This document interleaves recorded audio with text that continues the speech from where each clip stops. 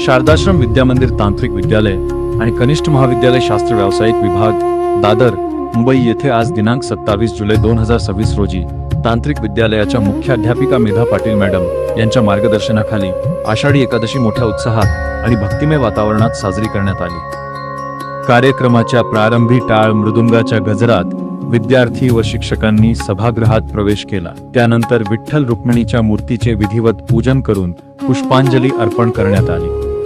या कार्यक्रमास शास्त्र व्यावसायिक विभागाच्या समन्वयक Jaya Suradkar madam, Mishra sir, Devkar madam, Nandkishor Patil sir, Pednekar madam तसेच शास्त्र व्यावसायिक विभागातील विद्यार्थी मोठ्या संख्येने उपस्थित होते।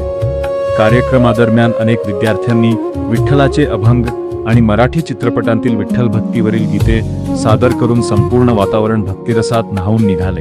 नंदकिशोर पाटील सरांनी आपल्या पहाडी आवाजात अभंग सादर करून उपस्थितांची मने जिंकली।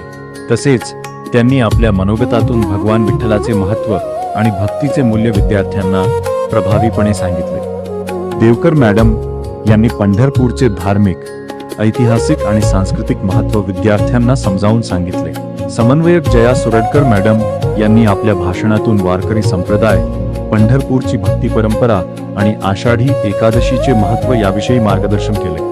मिश्रा सरांनी देखील आपल्या भाषणातून भगवान विठ्ठलाचा महिमा, श्रद्धा आणि भक्तीचे जीवनातील स्थान यावर प्रकाश टाकला।